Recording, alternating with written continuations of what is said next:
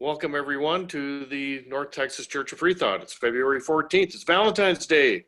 Happy Valentine's Day, everyone. And if you're watching this later on YouTube, please go up to your upper right and click that bell so you sign up for notices when we upload new material, which is continually and often. And make a comment down below. Let us know how you think we're doing, what you think about what we've said, and go back and look at some of our previous videos and do the same, comment and participate with us. So I think it's appropriate. We have been talking about almost every meeting now. We'll continue to do that, about civility, getting along with each other. And so it's appropriate to just ask, how can we love one another? And we could say this a couple different ways, as we know, based on what the emphasis is. How can we do it? And then we can also ask, how can we do it?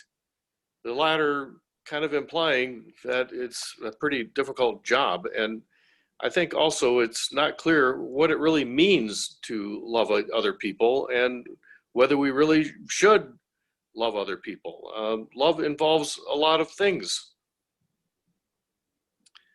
Affection, we don't have affection for everybody, and we're not attracted to everybody. Admiration, trust, helping, respect, empathy, goodwill, and so forth. And we can certainly add more terms to these. I don't think many of us would sacrifice for very many other people. Maybe we would. Maybe would if you had to kill the last polar bear in the world in order to save your child, or even if you had to kill all the polar bears in the world to save your child, would you do that? So this all has to do with a lot of trade-offs and complexity. It is not as simple as what the people who talk about love all the time seem to think. Well, here's a slide off of a presentation of the Fetzer Institute has. They did a survey, I think it was in 2001, on love, and they found a lot of interesting things. These were different things that people said reflected love: helping other people, and so on and so forth. Just a lot of different dimensions to it. But they did find that something like 90 to 95% of people said that the most important thing to them was love, and meaningful love and connections with other people, more so than wealth, than health, than really anything else in life. And that being the case, it's kind of interesting to look around the world because it doesn't seem to be reflected in people's behavior. Then again, if you ask people about love, I think they know what they're supposed to say, and maybe they say things and talk about love in a way that's meant to virtue signal and show that they're on board with what everybody knows they're supposed to believe and think. Well, if you Google "God is love" without any quote marks, you get 1.78 billion hits. If you put it in quotes, you get less, but still 10.7 million hits. If you put "religion is love," you get, again, over 1 billion hits. Put that in quotes, 1.72 million, and "religion of love," even more. So religion and love and God, they're all mixed up together. So how appropriate that we talk about that, since that is our bailiwick here at the Church of Freethought. Here's a quote out of the Bible, the New Testament, and I have another one also. This is out of one of the epistles. This is a favorite passage that people read at their weddings, I have found.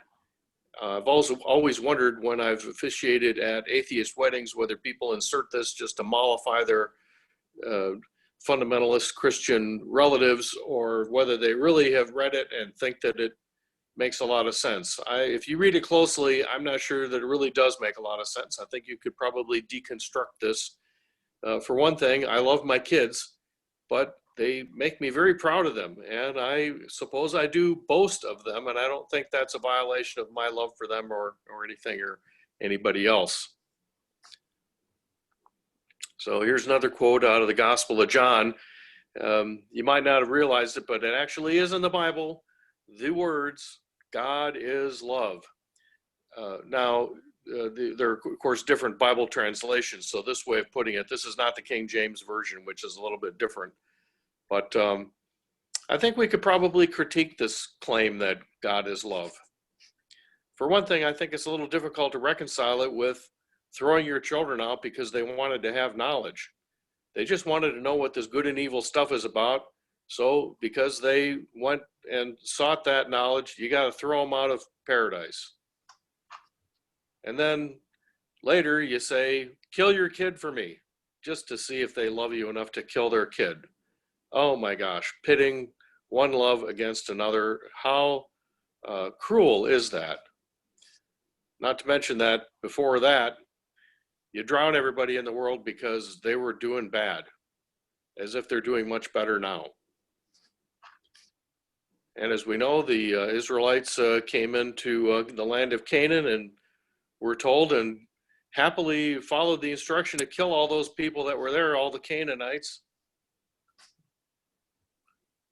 And then on through the establishment of Christendom and burning up the heretics because they might mislead somebody. If they were saying, thinking they had the wrong things in their heads, so you had to burn up their heads, often by cutting out their tongues first and so on. By the way, this upcoming February 17th is the anniversary of the burning of Giordano Bruno. I believe it was in an even numbered year too. I forget if it was 1600, pretty sure it was 1600. Well, you don't have to go back in history to find a lot of religiously motivated love.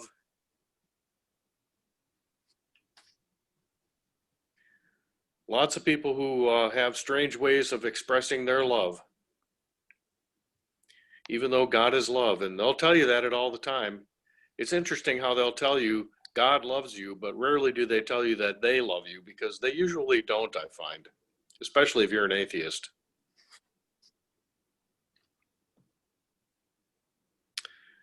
Just thought I'd throw this in there too.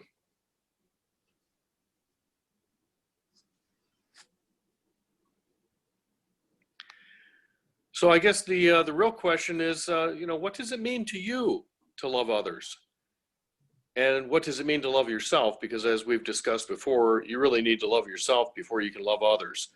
It doesn't make much sense to treat others the way you want to be treated when you treat yourself terribly. So we have to learn not to do that. And I often thought as a kid that I was being asked to love other people before I'd even had a chance to kind of meet my own needs. So you have to meet your own needs first. It's kind of like when you're in an airplane and the oxygen masks fall down. You're supposed to put it on yourself first, then you can help others.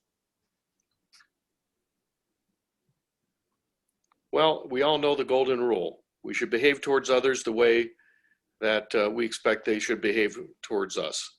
It's a very good rule, but even this is kind of complicated because you could say it in so many different ways.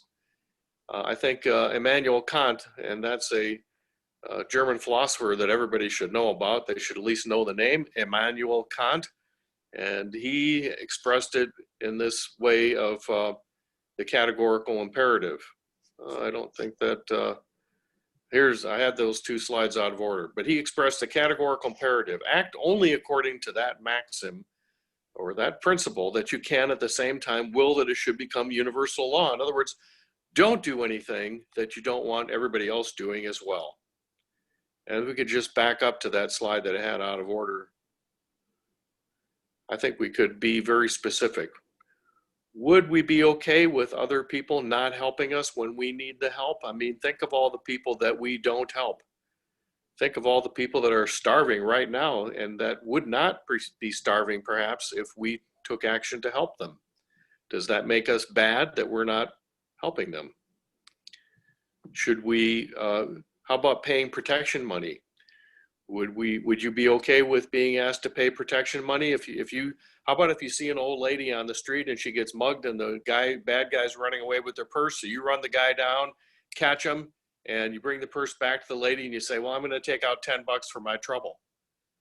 Sounds kind of cruel, huh? Sounds kind of callous. And yet that's what government is. They're taking protection money from you. And if you don't pay the protection money to protect you from other people, well, guess what? Nobody's going to protect you from the government.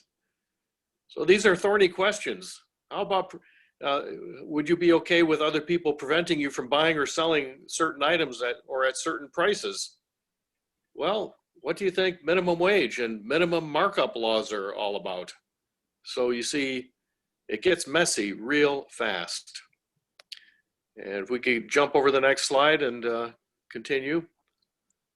So I think that we have to juggle a lot of things when we talk about loving others and how we're going to love others, because we have to have a regard for other people. Very important. And I think, in the moment when we're actually interacting with other people, it's very important to have regard for them and not necessarily for winning an argument and so forth. And then, of course, we have to have regard for society or the way we are all collectively, and regard for our shared resources and environment. As I said earlier, the fact that there are other species on this planet is important. They're valuable to ourselves and to other people. And maybe there are cases in which we are going to stand by and let ourselves die or our children die because we're not going to drive other species to extinction. And of course, I think we all would agree that there is a huge need for regard for our ongoing responsibility to think, to figure things out, and to make judgments based on facts and reason.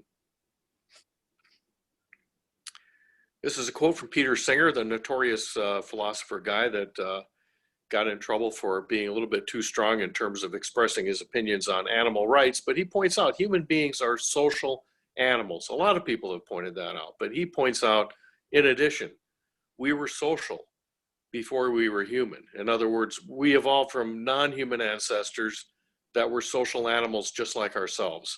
And we can still see many of the descendants of our common ancestors in the form of chimpanzees. Obviously, we did not come from chimpanzees, but we see other social animals who evolved from our common ancestors.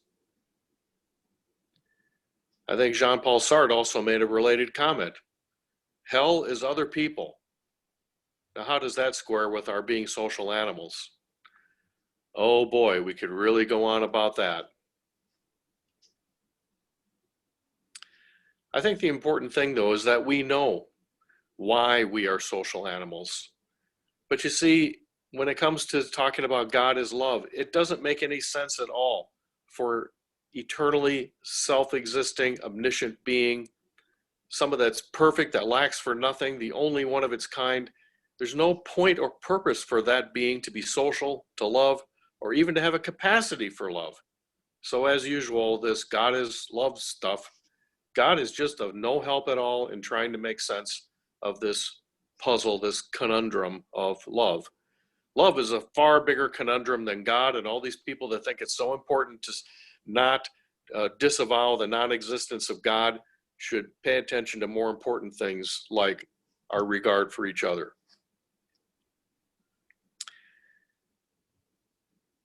Love is a kind of a weakness in a way, something that if we don't have it, because it's a need, if we don't have it, we're not in a good way.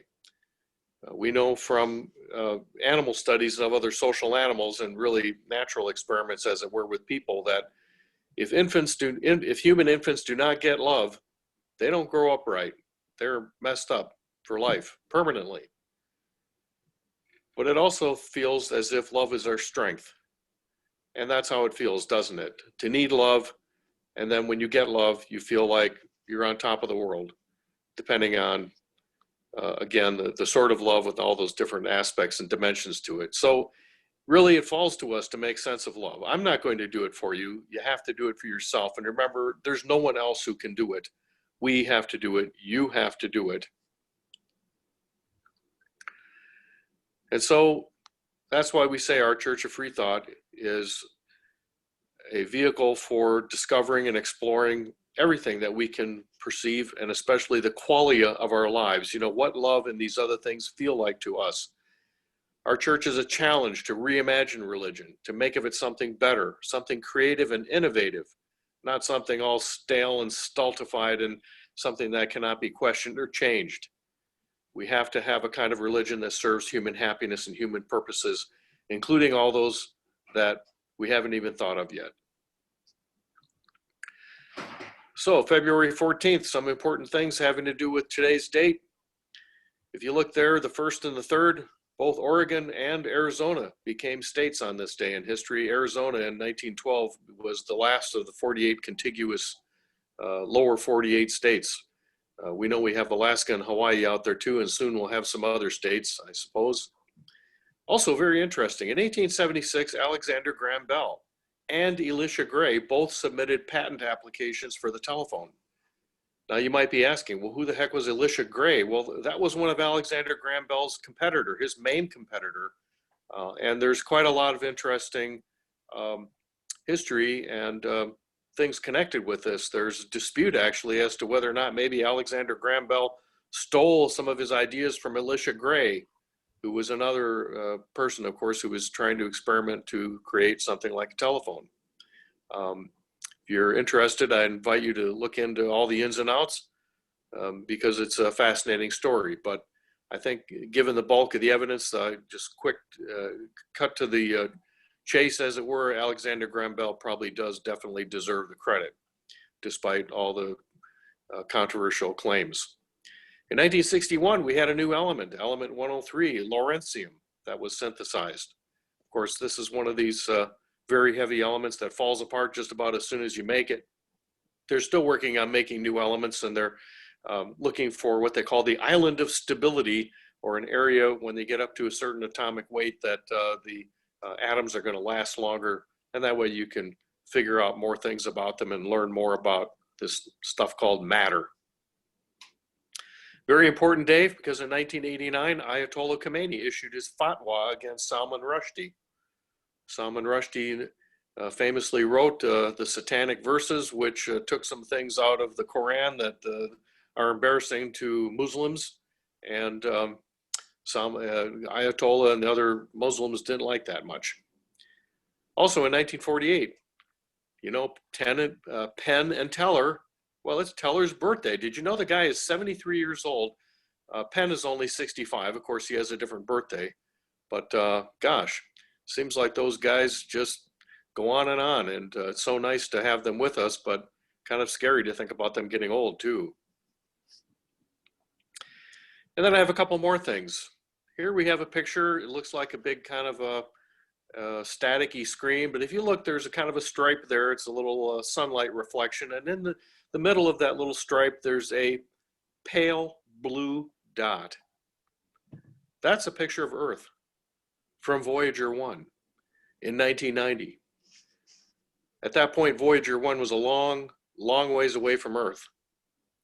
Here's a drawing that shows how far away from Earth it was. It was actually outside the orbit of Neptune, 3.7 billion miles away. That's what Earth looks like from 3.7 billion miles away. It's really kind of sobering if you think about it, especially in the context of the search for extraterrestrial planets, the search for planets around other stars, how difficult it would be to see it from light years away when it's only a pale blue dot, 3.7 billion miles away.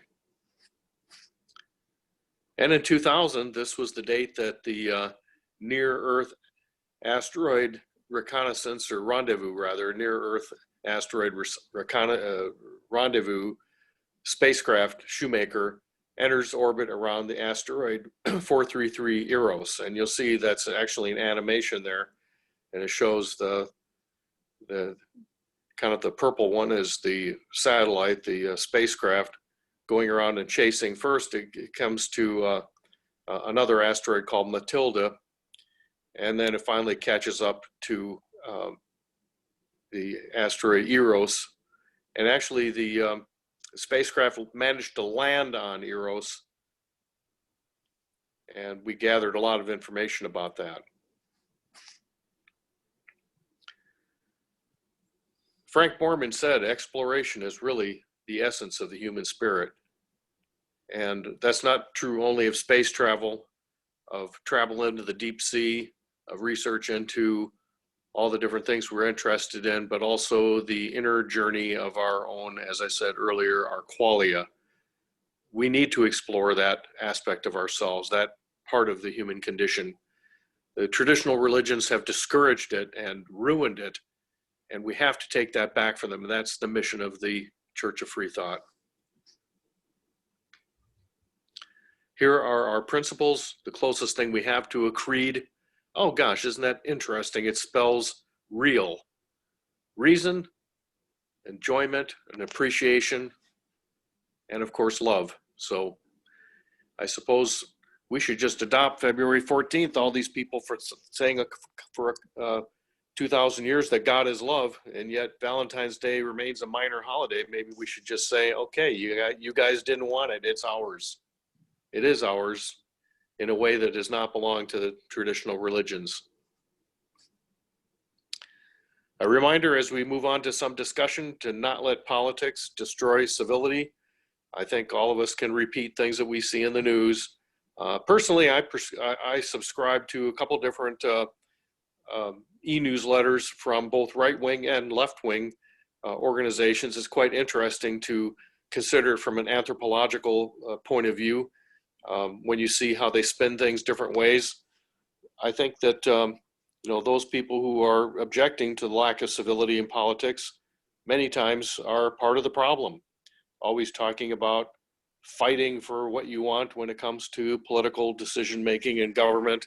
It's just, once you start taking a step back and looking at these things and not being too attached to any particular ideology, you start seeing we have way too many things we fight about, and people don't fight fair and they don't fight honestly.